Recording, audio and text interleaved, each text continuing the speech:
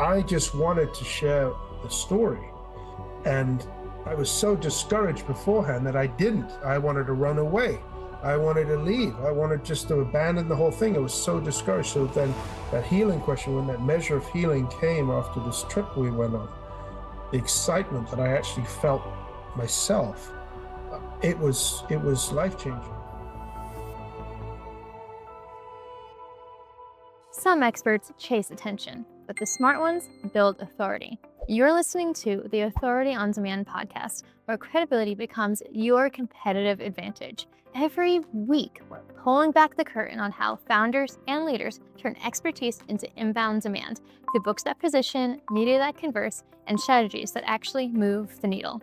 I'm Danielle Hutchinson, your host and Chief Creative Officer at Authority on Demand. Now, let's turn your authority into leverage.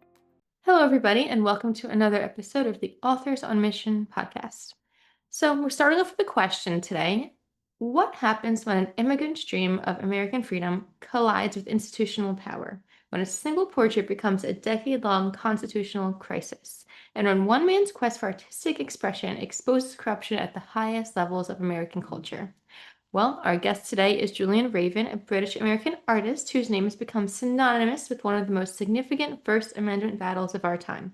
What started as a simple request to display a portrait has evolved into a constitutional showdown that reached the Supreme Court and made headlines in every news outlet.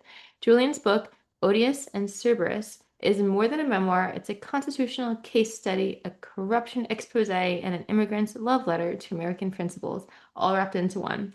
So we're going to chat all about Julian's story, all about the book, and of course, writing tips today on this episode of Authors on Mission podcast. Julian, welcome to our show. It's an honor to have you. Thank you, Danielle, and thank you for having me on Authors on a Mission. I love that title. Hey, real quick before we jump back in, if you're loving what we're doing here, hit that subscribe button and drop us a like. We're bringing you the best authors, the most real conversations, and all the writing wisdom that you didn't know you needed. So stick around because it only gets better from here. All right, now let's get back to the conversation. Of course, because that's exactly what you are. You are on a mission, one to expose what's been going on and, continue fighting the good battle. It's really quite the journey that you've been through here. And I think our guests are in for a treat to learn a little bit about it all. Fantastic.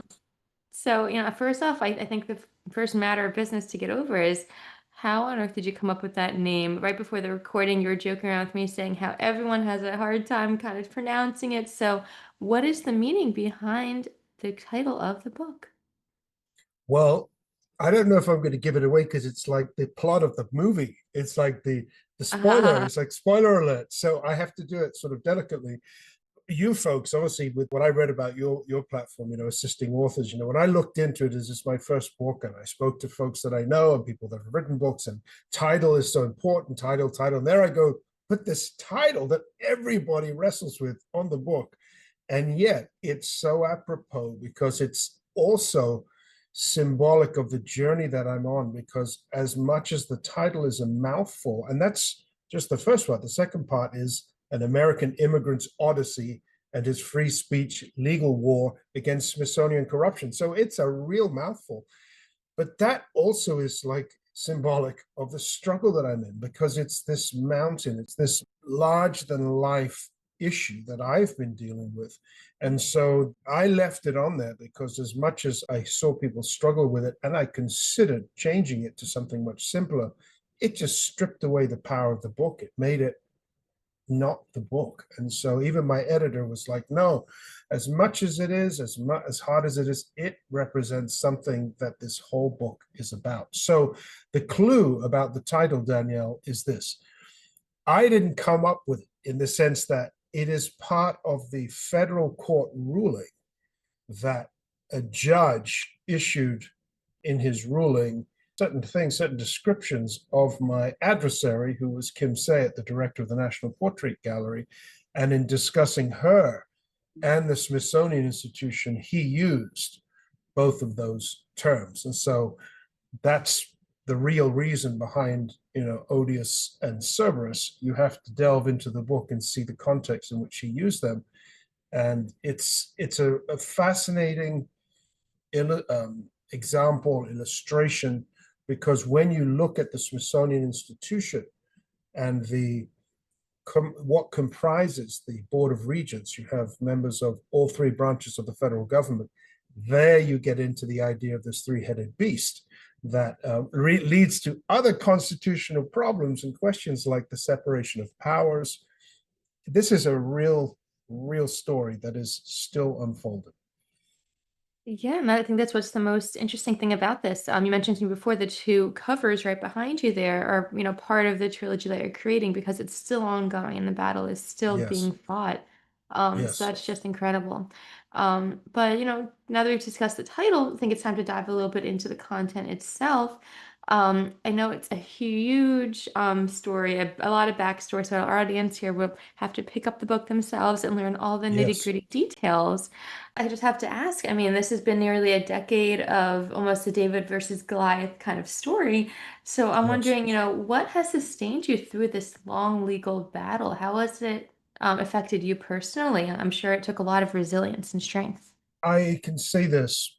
My faith in God as a Christian is fundamental to who I am as a person. This is part of my destiny and it is my journey. And so I can't, there's no way. I mean, this, as much as I stand here talking to you today, which I sort of surprise myself that I'm even able to do it.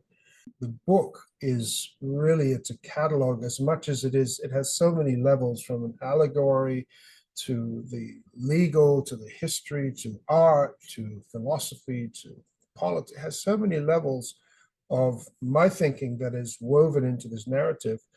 But the core of it is this long, drawn out journey that is full of discouragement and disappointment and deep woundedness, and being in a place of just like, I can't go on. And that's the analogy in the story, that once you begin to read it, you enter and it runs parallel with the sort of legal and historic and the natural story that's unfolding before you. I allegorize it on top. And so you enter into this sort of mystical journey that is a battle. It's a battle for my own sanity. It's a battle for the ideas and the question that you asked coming in. I came to this country as an immigrant. I fell in love with the United States and the ideas. And it's not what America is or what it is. It's this vision, it's this dream that it offers to the world. And then I'm someone that dives into things, seriously, and I take my oath seriously, and I become a citizen. I pledge my allegiance to the Constitution. I find out what the Constitution is. I love the law, the freedoms. It's amazing. It's remarkable. And all of these, it's like, this is the greatest thing. I mean, I was weeping when I pledged allegiance to the Constitution at my swearing in ceremony with my Mhm. wife and my children. It was just one of the most moving days in my life. I mean, there's like 3 or 4 days in my life, like my marriage or my conversion, the things that have happened to me. Then the betrayal is like you're gutted because it's not the law, it's not the system. It's then coming up against individuals in the system who have betrayed their oath, have abandoned their job, have betrayed the trust that was given them, and they're using their position as an opportunity to then enforce their will and their ideas and their ideologies. So that was very, very difficult. And I really, I honestly, when I look at where I am today, I can only say I thank God that I'm here, because without my wife and the support of my wife and my children, I would never have been able to persevere, because it has been as brutal as the imagery behind me in my pictures. They're quite graphic. If you when you look at them, Mhm. it's it really is. Those are my expressions as an artist. That sort of level of struggle, of darkness, and disappointment. But because of my faith, I have hope always in possible redemption, vindication. Those things are ahead of me, and they've begun to happen in this last month. Has been quite remarkable. Wow, yeah, understood though, but I can't believe that you did have to go through all this, but it's very good to know that you did have support on your end. You mentioned your family. That was one question I had is, who's on your side here helping you through this. We all need a shoulder to lean on, of course. So I'm glad that you did have a little bit of that throughout the process. And I'm wondering, I'm guessing the writing process also must have been a source of healing too. Sometimes just getting it on paper, laying down what's, actually happening, laying down the law, that must have been a little bit healing too. Would you agree? Or how did you see Yeah, it? the as somebody who I've never written a book, I have another book that I'm writing. I started writing 10 years ago. I'm still working on that, which is like the prequel to this book. It's the first part of my journey and my life growing up in Spain, born in England, born in London, raised in Marbella, Spain, beautiful place, my journey.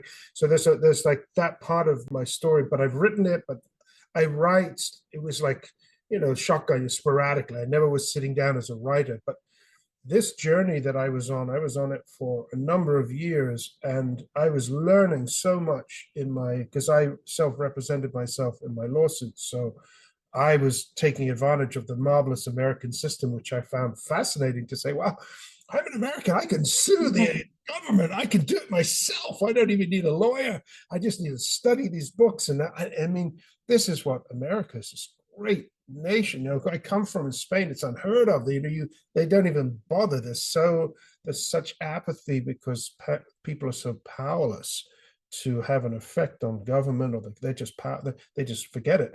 Whereas here we can actually begin something, start something, try something. So the writing process for me, when you talk about healing, when you look at the pictures behind me, you have the picture of the cover of the book, Odious and Cerberus, where you'll see me going up the stairs to the Smithsonian. It's like that was the picture of the ascent, the battle, where it started.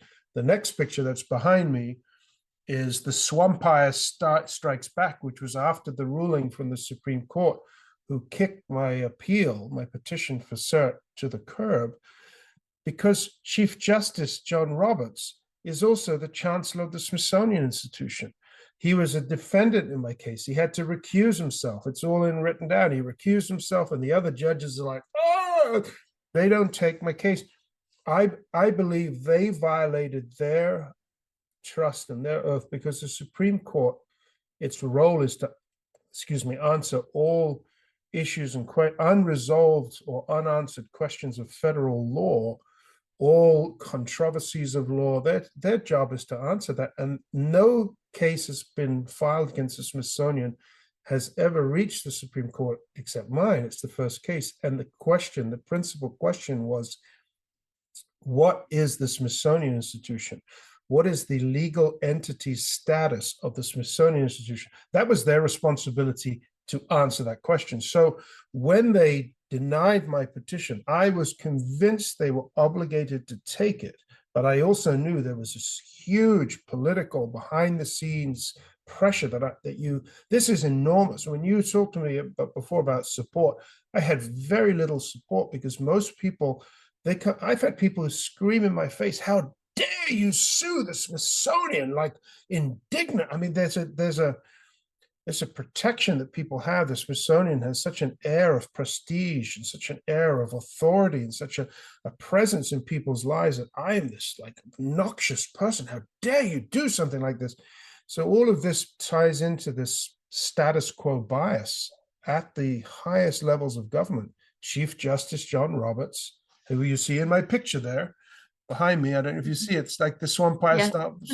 He is there defended by the other, and I'm there like Han Solo, frozen in carbonite, having my free speech rights frozen. It was devastating. I can remember the place and the time when I got the phone call from my publicist, and I was devastated. I was like, I cannot believe it. So that wound, it was traumatic. It really was. I was not myself. I couldn't understand this nation that I had come to love, this law, these ideas, these values, and how the people entrusted to enforce them or protect them could willy-nilly just kick me to the curb. So the writing question about how that came to bring healing, when I had to go and travel with my wife, we got out of where I had to find respite. And the journey in the book is a documentation of that aspect of my life as well, the pursuit of healing, the pursuit of finding the freedom that I was so in need of because I was so disappointed and so disillusioned. It was just devastating. So when it came to writing, I had to, my traveling was I think the one of the best parts of it was going to the Smoky Mountains in Tennessee, North Carolina, I believe it is. And it was so beautiful. And I had these moments of connection with God and with creation, and down by these crystal clear streams and rivers. And I sat there and I wrote about it in the book, and I even think about it now, hair on my head standing up as I remember it.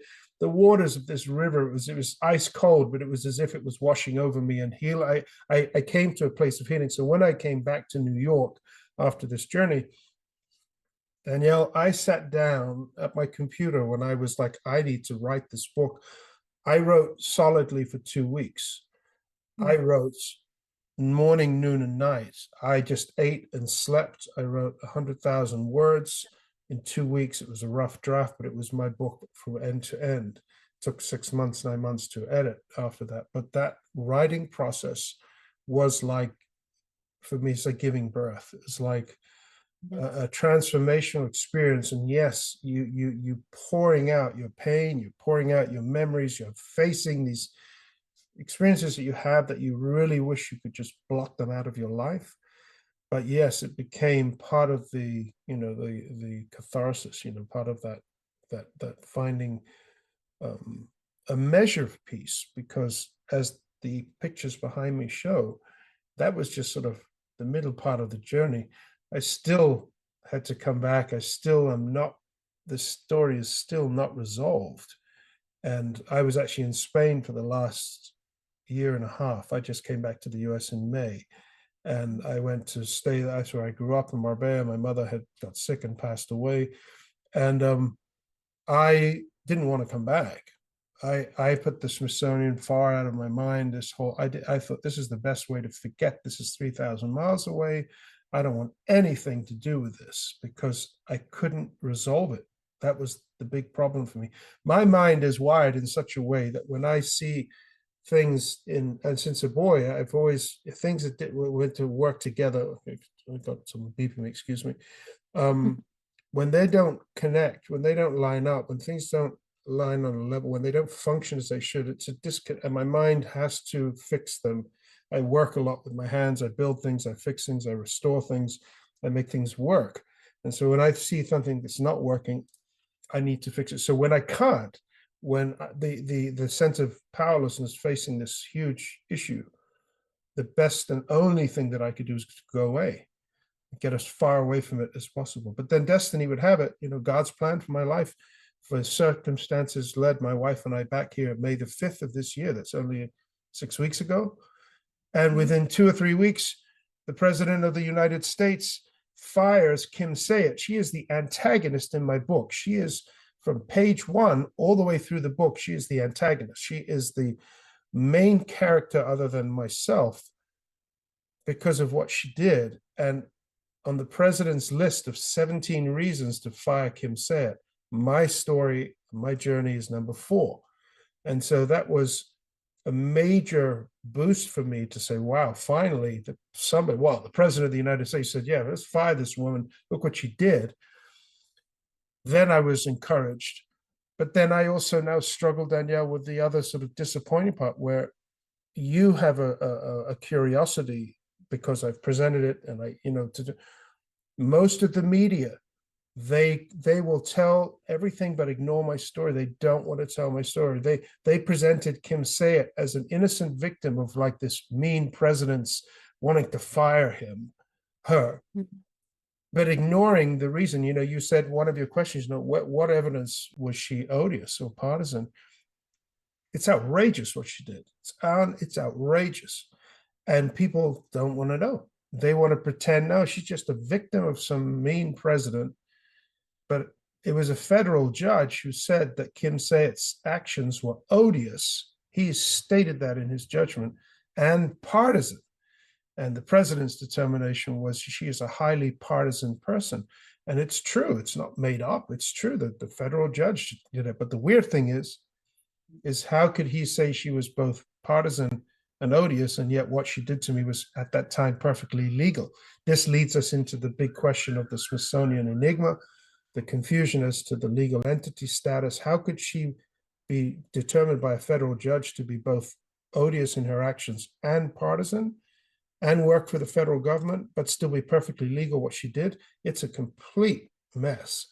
And so that is then the part of my journey now where I continue. I have a petition today at the US Supreme Court. It's my third petition. It's an emergency petition for rehearing of my case based upon the president's own words. There is a petition on their desk as we speak for the third time for them to answer the unanswered question of federal law, which is simply just say what the Smithsonian Institution is, say what it is under federal law, so that we know whether we have constitutionally protected free speech rights as an artist or we don't. That they need to answer that, because that's the reason why the judge could say, Kim Sayat could do what she wants to you. You have no rights. Go to the curb, Mr. Raven. You're done. I mean, it's outrageous. Well, wow, thank you for walking me through that journey. It really has been quite the long road for you to have got embarked on here, and it's still not over. Being that you just sent out another petition. That's today, you said. No, last week it went out. Last week. Yeah, if you go and look at the Washington Post stories, Maura Judkis, she was the only journalist from the Washington Post, which is wonderful. I got a wonderful story, two stories in the Washington Post.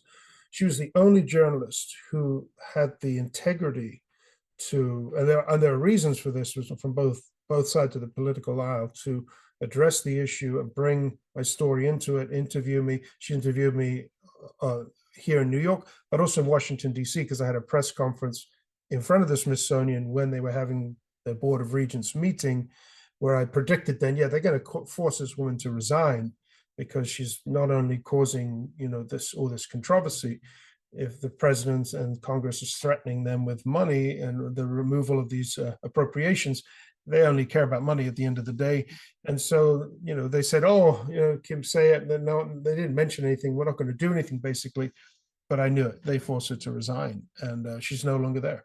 So, which is good. I'm not the type of person to be, oh, great, no. I have pity for her, man. I hope that she looks at herself and says, you know what, I really didn't live up to the job that I was called to do. I really betrayed the trust that was given to me. I hope she finds redemption. I pray for the woman. That's it. But accountability is accountability. You break the law, you betray trust, you need to be booted to the curb, not me. And the weird thing is, Danielle, is that I'm usually treated like the aggressor. I'm treated like the bad. I'm the mean guy. I mean, you're suing the Smithsonian. And I'm like, I didn't do anything. I went with a picture. It was supported by representatives of New York State of upwards of 200,000 people. It was publicly supported. I had all the writing. It was not just me. It was, and this is another question, and I get it all the time where people say, well, you're trying to force your way into the Smithsonian Institution and do this type of, you'll read it, lots of articles. They try to paint me as this guy. And I said, I didn't even know what the Smithsonian was. When I traveled the country with my portrait, I had American people all over this country from New York to California say, this needs to be in the Smithsonian. I didn't know what that was.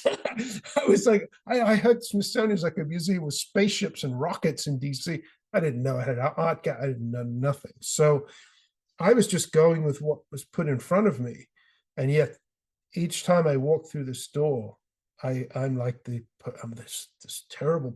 It's terrible. So that's where the vindication would be very nice one day, to have the Supreme Court say, well, actually, Mr. Raven was right after all. And that could happen. Maura Judkis, if you read those articles, I don't know if you did, in the Washington Post, you should read them. Really good. She was a really decent woman, really with integrity, and she wrote a very fair, balanced article. And she asked those questions, whether I'm going to get vindication or not. Understood. Well, thanks for that update there. And I haven't looked at the articles yet, but now that I know that they're out there, check it out. I definitely will. In addition to looking more through your book, which I think is another thing that I think is incredible. You mentioned that you just sat down for 2 weeks and you let all this story just come out on the pages in those 2 weeks. I think this is what we should kind of transition to a little bit here, being that the other listeners on this podcast are dying to know, how you translated such a complicated story into the book. And I mean, I'm a writer myself, and I can say that's a very quick timeline for 100,000 words of writing. That's very impressive. So I just have to know what that routine was like. What sustained you through those weeks? Was it coffee? Was it tea? I mean, how did you manage, and how did you keep that creative flow going? Inspiration, Danielle. Yeah, listen, I, as an artist, I, you're always looking for inspiration. There's this sort of cliche that the artists will sit around, like, oh, waiting. It's like, so I, as an artist, obviously I like to be inspired and paint when I'm inspired. I painted the painting I did because I was inspired. But the writing obviously was a new thing in the sense I had written things other times under like a pressure and a spiritual burden to write and a passion and a drive. I'd written like articles or something important, a poem even. I write poetry, so I'm used to that. It was an all-consuming determination, drive, and excitement, because over the years of this journey, and this was like 2022, I think it was, or end of 2021, 2015, my journey started with this story. And then the lawsuit was 2007, January, it was January 2017. It was like years. I had processed so much information and meditated on a journey and a story and try to understand what I was going through, that I just wanted to share the story. And I was so discouraged beforehand that I didn't. I wanted to run away. I wanted to leave. I wanted just to abandon the whole thing. I was so discouraged. So then that healing question, when that measure of healing came after this trip we went on, the excitement that I actually felt myself, it was life-changing. And so all I can say, and it's not something I don't believe that we can't muster it up, but our decisions in the previous 4 or 5 years, pursuing something bigger than ourselves, an objective, a vision, a dream, that was the food that would then produce a journey that would produce the trials and the struggles and the disappointments and the battles. And then in some measure of healing comes and you feel well and you're like, I got to share this now. I've got to tell my story. And it played in my head a lot. So I had no difficulty. It was like a faucet that was just put on complete open and just, it gushed and it didn't stop. My wife can testify to that. And I sat in this little chair and, I like tea. I'm a tea drinker as a Brit. I love to drink tea. I do like coffee, which I'll have in the morning once in a while or something, but I'm more of a tea drinker. I know my wife would have been handing me cups of tea, but I don't rely on stimulants to stay awake. If I'm tired, I sleep. And it's that supernatural energy that fell upon me when I wrote this, and it was like coming out of my fingertips. The water was like, it's amazing. And when you think of it now, you wish you could have that all the time, but you can't. It's just it's a moment, it's a season. And I'm now back into like wading through the mud. So I believe everybody can be that conduit for their destiny, and they can allow their story to unfold. But many times you have to make choices that are uncomfortable and difficult. It's funny when my book is very funny as well. If you read it, it is very, very funny. I read it and I find it funny. My middle daughter started reading it the other day. She's like, Dad, I think I'm ready to read your book. She's like 22 years older. And she said, she said, it's so funny. It's so funny. And it's humorous. Because I had to put humor into it. I thought the journey was funny half the time. If I wasn't crying, I was laughing. But right at the beginning, I'm quoting my mother, and she's like, what a silly boy to think of taking on the Smithsonian Institution, in this English voice I could hear saying in her head, in my head, and so, those things, as far as taking on bigger, larger than life challenges, will produce the story of our lives that then says who we are. And yeah, courage. It's not, oh yeah, this is great. No, it's right. It's the right thing to do. I have no option. If I don't do it, I'm abandoning what I believe. What options if I went away like a kicked and wounded dog after I got the phone call from the director? She called me for 11 minutes. It was the most bizarre phone call. Most bizarre. I'm getting a phone call from the director of the National Portrait Gallery in my little home in upstate New York, little artist living out in the woods. That's how the scenario starts in the book. It was very easy for me to walk away and be like, I want to go dig in a hole and die. You're so kicked to the curb by such an authority that you're like, oh my God, what do I, and so, that's where your faith kicks in, and then doing the right thing. What is the right thing? And I think that many folks in their life will find purpose and destiny when they see injustice or they see something wrong and they decide, I have to make a difference. I have to say something because this is wrong. And that's my motivation there of wanting to just stand up and say, what, no, this betrays everything I came and fell in love with, this country. I have to stand up. And I think it's an American thing to do. I think America thrives when we, the people, take responsibility for our place in this country, and that we can't just sit back, it's the government or the president, it's like, no, this is about we the people. That's what the most marvelous 3 words at the beginning of the Constitution. It's us. And so I think that because we're free in America, because we can,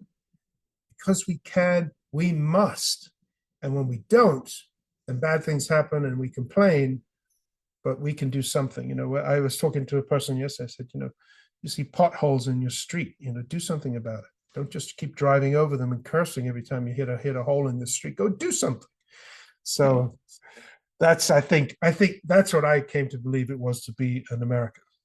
Right. Well, thank you so much for, walking us through all that also. I know it was an incredible challenge undertaking writing all those books, but yeah, I mean, if you are driven by it, as you mentioned, you have a passion for it, you need to get the story across. That's at the end of the day, the most powerful driver of getting a book written.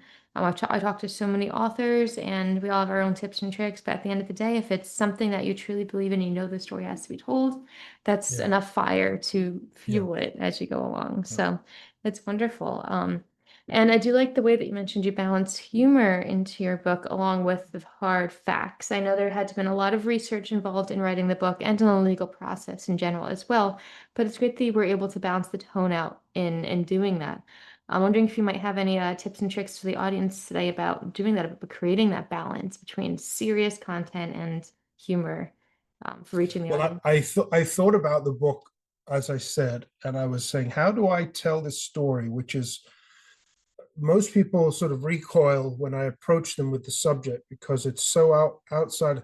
They have such an idea of what the Smithsonian is that any type of opinion that doesn't fit that, it's like the Catholic Church. It has a powerful grip, has a grip on people. So I was like, well, how do I begin to tell people this information? The research, like you said, the history, the story of the Smithsonian Institution, all the way back to its founding. Fascinating history, which can be boring. So I put pictures in there as an artist. I made sure there were pictures. So most people will pick it up and go, oh, there's pictures, so there's pictures in there. But then I said, in order to make the medicine go down, I had to add that sort of like the honey. And it was humor. And so it's like, how do you then even the images behind me, there's a lot of satire. There's a lot of me just I'm having a real laugh with this. It can look really serious, and other people are like, oh, it's terrifying and all this type of. I'm like, yeah, but I'm behind the scenes. This is just funny. It's funny to me. It's serious, but it's humorous. So I try to see that in life. I try to see the humor in things, even terrible things, because you're just like, I can't believe this. I can't believe what went on. This is and then you find it funny. And so I do have a pretty wide sarcastic streak. I think being British, the British humor is very much like that, and it's part of who I am. So when you're dealing with irony and just these constant ironic situations. They're hysterical. You have to then turn it into the honey in the book. And so I did. And I worked very hard to do that. And again, this was like crafting something I'd never done before, but I'm working it out as I go along to say, yeah, I need to tell this. At one moment, it's the allegory. I'm climbing a mountain, and the next moment, I'm in court or I'm fighting with this, but the next one, you're cracking up with laughter because it's like so funny. Because look at this guy's doing. Look at this little insignificant nobody, and look what he's doing. It's humorous. So I did have a lot of fun with it like that, and it's funny all the way through. It really is. So you will get a kick out of it for sure. I'm glad. Yeah, no, thank you for sharing that with us. It's very important for everybody to have that same similar balance. And it's great that you kept that in mind throughout the writing process. So now that we've learned a bunch about the case, a bunch about your writing process, and about yourself, I'm wondering if people want to get in touch with you, learn a little more, stay up to date with the upcoming books, and follow your story along, what's the best way that they can connect? Well, as an artist, my artist site is julianraven.com. That's my paintings. That's not, there's nothing, it's just landscapes and photographs of flowers. I'm a photographer also, but the website is Smithson Institution. James Smithson was the British man who is the founder of the Smithsonian Institution. And that's where Smithsonian comes from. His name was Smithson, James Smithson. So I have a website called Smithson Institution. And it's where I proclaim that I'm going to, capture his will and his desire for this institution, and obviously try to get it to align with what he wanted originally. But on the smithsoninstitution.com, you can find the litigation pages, videos, updates, the story, the book, Odious and Cerberus. You can find that on obviously most major retailers.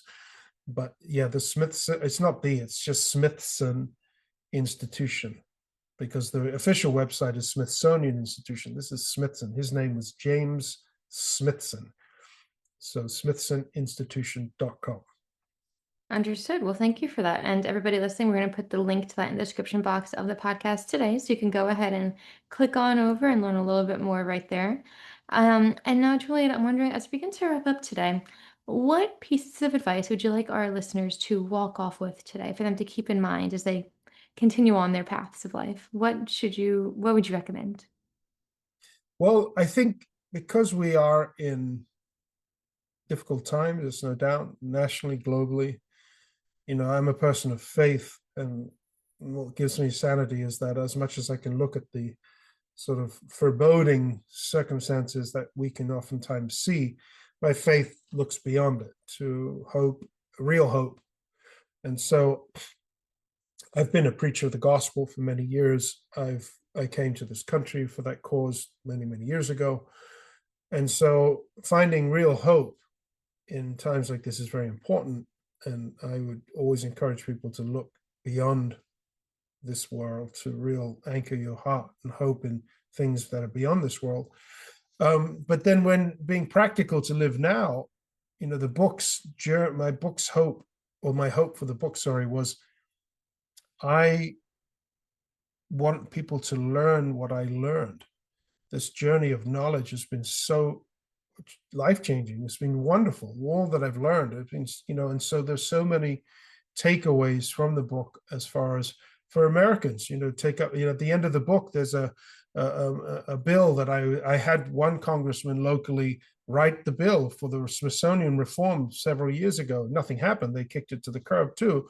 But there's like a call to action to be involved in something, to be involved in putting your hand to making this world, making your country, your community where you are better. If you can go out and volunteer at a soup kitchen, if you can go out and fill a pothole, if you can write a letter to another, if you can do something to contribute your life, your gifts, your talents, your abilities to the betterment of your life and your community, in your town, your city, wherever you are, everybody doing that can make the world a better place. Even though there may be much bigger things that are out of our control happening, we can invest in a better quality of life, because we're free and because we can. That's the key thing I keep coming back to in America, because we can. If you lived in countries where you can't, whatever, but you can, so do it. That's it.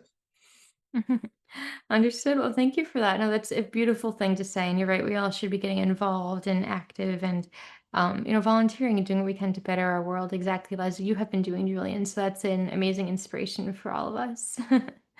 Well, it's been an honor to meet you and to hear about your story and your battle, an ongoing battle, which I do wish you the very best with. And Thank we'll you. stay tuned now. We have the links, so we'll be in connection, and we'll all be rooting for you. And Thank you.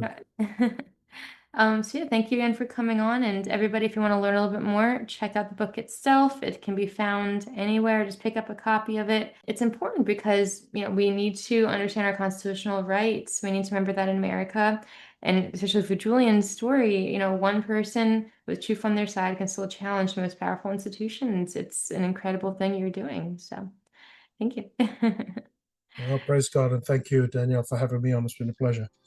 Of course, of course. And to all of our listeners out there, you can find out more at the links as mentioned. Until next time, keep writing, keep fighting, and keep believing in the power of truth to set us free. We'll see you next time on the Authors on Mission podcast. Oh, yeah. That's a wrap on another episode of the Authority on Demand podcast. If today's conversation sparked something in you, don't keep it to yourself. Share this episode with a founder or a leader who's ready to stop being the best kept secret in their industry. If you want to turn your expertise into inbound demand, head to authorityondemand.com to see how we help clients go from unknown to in demand. I'm Danielle Hutchinson, and I'll catch you on the next one. Now, go build some authority.